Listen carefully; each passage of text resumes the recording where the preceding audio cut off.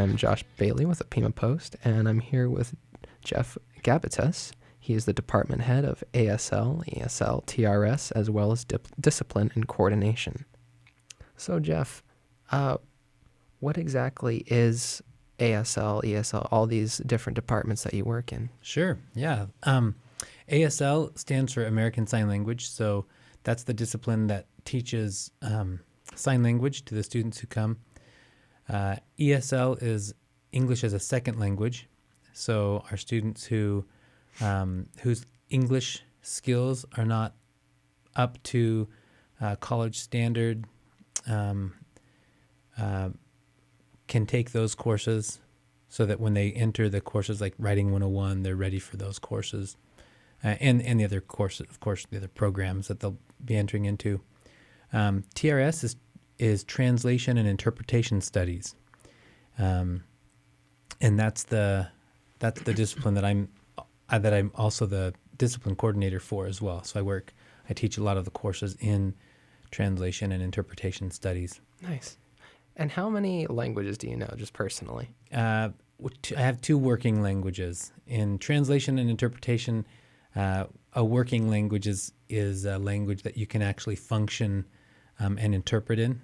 Gotcha. So, yeah, just Spanish and English. Spanish and English. I have experience with other languages, but I would never be able to interpret, for example, in them. Gotcha. And how many languages does the translation resources deal with? How many, are you equipped to handle here at the college? So that's a great question. So our program currently is just geared towards Spanish and English to Spanish. We've tried in the past to have a language neutral course where we would give the students who come in the skills and the training, the techniques, and then they could apply those to their individual language. But we just don't get the enrollment for it. So we're trying to solve that one still. But awesome, yeah. Well, not that awesome, but you know what I mean. It's great that these resources are here at the college and that students can take advantage of it.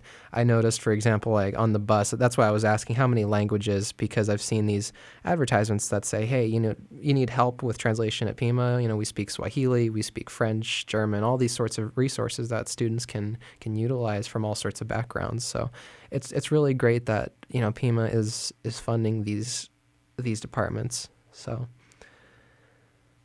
what about funding to these programs? Is given the pandemic, has funding been more plentiful or more in need of it as of lately? I don't think it has changed much in terms of the amount of funding that's been given toward it. I am not really in on that side of things. I don't see the numbers much there. I do know that we have been making some pretty big, taking some pretty big action to make sure that these programs are more visible to the community, because not a lot of people know about them. For example, translation and interpretation. A lot of people don't know this, but a lot of the public believes that if you speak another language other than English, you can be a translator or interpreter. But these are skills that are actually learned just like any other. And it takes one of the things that the students, when they come into the program, they're kind of blindsided a little bit by that. Like, whoa, this is a lot more than just speaking two languages. Translation and interpretation are also two different things. Translation is the written form of converting one language to the other, and interpretation is the oral form. So, and then of course within the interpretation side of things, there's also different modalities that we have to teach students in order to interpret. So, for example, if a student goes to or if an interpreter is called to an assignment at a doctor's office, the doctor will then speak generally English, and the patient will then answer in Spanish. So you have to have an interpreter to go both ways. The interpreter will listen take notes, and then interpret what's been said. Then listen, take notes, and then interpret back what's been said. That's called consecutive interpretation. There's also another type of interpretation called simultaneous interpretation. That's where, like, if someone were interpreting this podcast, for example, you might have an interpreter that's actually interpreting while we're speaking. And that's a very difficult, cognitively complex thing to do, to be able to listen to someone and interpret at the same time, maintaining all of the grammatical structures and terminology that's required. And then, of course, there's what we call sight translation, and it's kind of a hybrid between translation and interpretation. Imagine if you were in a hospital and they wanted to do a procedure on you, and you didn't, but you had to sign a document, but you didn't know what the document said. You'd need someone to actually read that document to you that's written in English, and then interpret that into Spanish, for example. We call that sight translation. So we teach all three of those modalities in our interpretation side of things, but we also teach translation in the program. Awesome. Yeah, you mentioned a lot of these jobs that one can fulfill, especially in this field. What, for example, like, a diplomatic situation, or even when you say just at a doctor's office needing translation and interpretation, what are these jobs that people can get? Yeah, that's a great question. I'm glad you asked that, because that's also something that I think a lot of people don't know about. Within this field has grown a ton over the last 10 years. And I think from the years, if I've got my statistics right, I think from the years from 2010 to 2020, I think it was projected to grow 40%, and I believe it actually hit that. So there's a lot of different fields that an interpreter or a translator can go into. Now, 70% of the jobs are going to be interpretation based, whereas 30% of those jobs will be translation based. Go ahead. And what about, like, how many years would you have to spend in a college getting a degree for this? What is the expected study time for it? Yeah, that's another great question. So there are different levels of proficiency and quality that is going to be required, right? So in our program, for example, a student can complete the program within 1 year.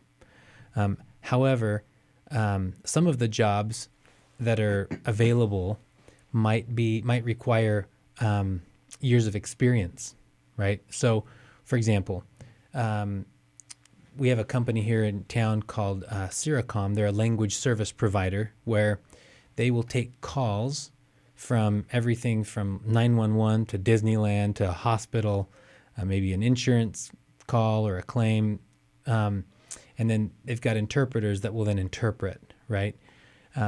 In order to get a job like that, you need that training, and so this would be a great program for someone who wants to be hired there. Also,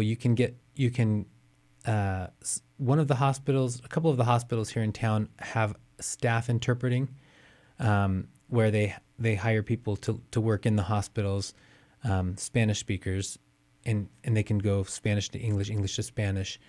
But there's also other jobs in, for example, like law enforcement or in the court system. We need interpreters that can interpret in the court system. And in order to interpret in the court system, you actually have to have a certification that is a state certification called the ACICP, which is it stands for Arizona Court Interpreters Credentialing Program, and that's a two-tiered exam, where the first part of the exam is a written exam, and once you pass that, then you can take the oral exam. Our program, for example, is set up to help a student take those exams. So one of the courses that we have, for example, is translation, or TRS 162, and that's for legal interpreting. So a student who comes into that course, they can actually, they'll take the course. They also have to pay a fee that's associated with that course, and that fee actually pays for that exam, that first exam. And so, how much usually is that fee? Yeah, it's $255. Wow. right? So, and that pays for an oral proficiency interview as well as the written exam. And somebody from from Phoenix will come down and administer that to the students in the classroom. Gotcha. So that's a huge benefit to the program. We also have another similar course in medical interpreting that has a course fee as well, and this course fee will pay for the CHI. It's a certification in the healthcare sector, and that one's about $200 as well. Gotcha. So these are great external certifications that students can earn when they come to Pima to do this program. So by the time they leave, they'll have these certifications hopefully in their belt, so they can actually then go and apply for some of these jobs that are out there, whether it's in law enforcement. There are also jobs within the law enforcement industry. For example, if the FBI or CIA, ICE, Border Patrol, sometimes they'll put in wiretaps when they've got a target that they're trying to catch, right? Yeah.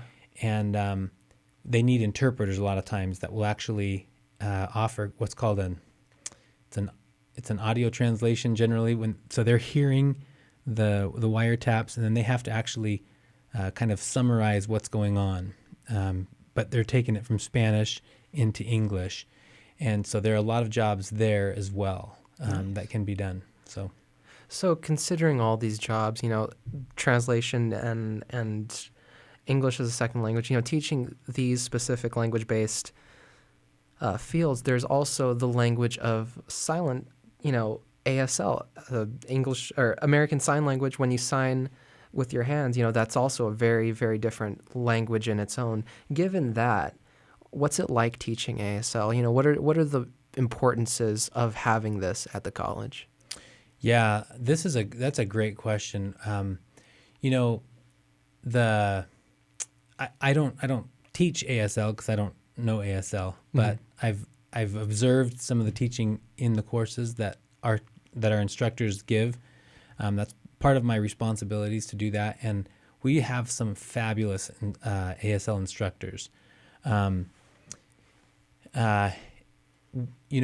ASL is actually it's kind of a hidden gem that we have, because we can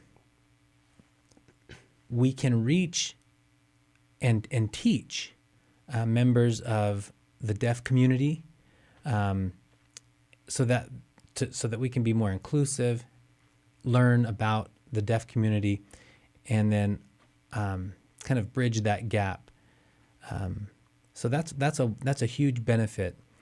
ASL courses also help for with people who may want to learn how to sign, who may have maybe there's a child or a parent or a sibling that has some kind of hearing difficulties, and they can come to Pima, learn that signing, so that they can communicate with their family or friends. Yeah. So how long does it take, for a student to learn ASL to the point where you could say it's worthy of being able to communicate in it? About a year or 2 years? What's the expected rate that a student has to study it? Yeah, generally for most languages, there's the languages have been developed to in a 2-year sequence. So you have, for example, your first semester you might take ASL 101, the second semester 102, the third semester or year 2 would be 201, and then 202 after that. After a student has taken 2 years, 4 semesters of a language, they generally should be at the intermediate level. Now, of course, this depends on the student and how much they put into the course, but generally that will put them at an intermediate level. Gotcha. And what is it like essentially having to run all these different groups at once, being the department head? What are your duties specifically in all of it? Yeah. So my job is to support the disciplines that I supervise, which include ASL, ESL, and TRS. One of the things that I have to do is make sure that the instructors have the things that they need to run their programs, and then I also have to observe and give feedback, do evaluations of the employees, of the full-time faculty and the adjunct faculty, in their instruction. So those are a few of there's a lot more than that, but those are some of the main things that we do. We have to, of course, put together the curriculum and the schedule each semester, and that's just an ongoing thing that's always happening because we're always preparing for the next semester. So, gotcha. And who do you have to coordinate with when fulfilling your duties, when getting all this curriculum out? Essentially having a second opinion in the educational field. Who do you work with on it? Yeah, so I'll work with the discipline coordinators. Generally, those would be my colleagues who are the discipline coordinators over ASL. For example, that would be Erin Eichelberger or Lisa Jerkowitz in the ESL. And I would counsel with them, talk to them about what they need, what they would suggest we do. Sometimes when we are launching marketing efforts or putting together things to make sure that people know how to access the system. One of the things that we've really been trying to, because of the pandemic, everything went virtual for a while. And that was really hard on our ESL students who generally come to campus for their instruction. So imagine how difficult it would be if you were sitting in a country that you did not speak the language very well, and to access the system and learn how to register. Just a simple thing like registering for college. That becomes very difficult when it has to be done virtually and they can't come to campus. So we've been trying to really put in some key pieces and tools to make that easier for the onboarding to happen. Did you notice a drop in students during the pandemic regarding this? Yeah, in the ESL we did see a dip in the student enrollment, which I think you saw that in a lot of disciplines, but it was particularly marked there because of the dynamics of the population that we serve. Of course, it's the same thing that the pandemic challenged governments to do, where they were trying to get an unemployment out. However, they were offering unemployment online. So it's sort of that, you have a need and you're trying to meet it, but at the same time, the resources just aren't there for it. And given the pandemic, it's entirely understandable. And it seems you guys are really doing everything you can to keep your head afloat, which I can really respect in the college, because given that we're a community college, we're local, we're trying to really establish the academic field within this community in Tucson. I think it really goes a long way when people are willing to put the extra effort forward to really make sure these programs, such as ASL especially, for people who really need that. It's astounding. So I can really only thank you for keeping these programs afloat and coming on here with us so far. Well, thank you. Yeah, we are doing our best to make these languages and these programs available to all people and to make them aware that we actually have them. Yeah, I think students can get a lot out of ASL, especially ESL if they need it, and if they just want to learn sign language and it's a 2-year thing, I believe that's an excellent study to pick up. Absolutely. Awesome. So just little parting words. What do you think that you all need in the college? Do you need more student interaction, especially in ASL and in the departments, or funding in that regard? I think some of the things that we're trying to focus on right now is we need for the ESL student population, we really need to make sure that we are reaching the community and letting them know that they can come and they can register and that there's support for them to enter the courses. In a pandemic, that's difficult. Now we're coming out of that, and so we're starting to see those numbers rise, which is wonderful. But we still need to do better about getting out to letting them know that we are here for them. We have this program available, and to teach them how to get into it. For ASL, ASL is interesting because it's a what we call a three-dimensional language, right? And so when you put ASL on a screen, you're kind of turning a three-dimensional language into a two-dimensional language, and it gets difficult. Yeah. So that's been a challenge that we've had to face and try to. But our ASL instructors have been wonderful, and they've actually created courses online, fully online, so someone can take ASL fully online if they'd like. And not a lot of people know that. So the resources are there. It's just all about community outreach right now, and letting people know that, we're here to teach. We're here to offer these practices. Absolutely. That is number one. We've got to get the marketing piece is just a key for our success. Gotcha. Well, thank you so much, Jeff, for coming on. It was a really great time to interview you and get all these different perspectives out on how especially the college operates from an administration or faculty perspective. So thank you very much. You're welcome. Thank you. It's been a great pleasure. Yeah, thank you.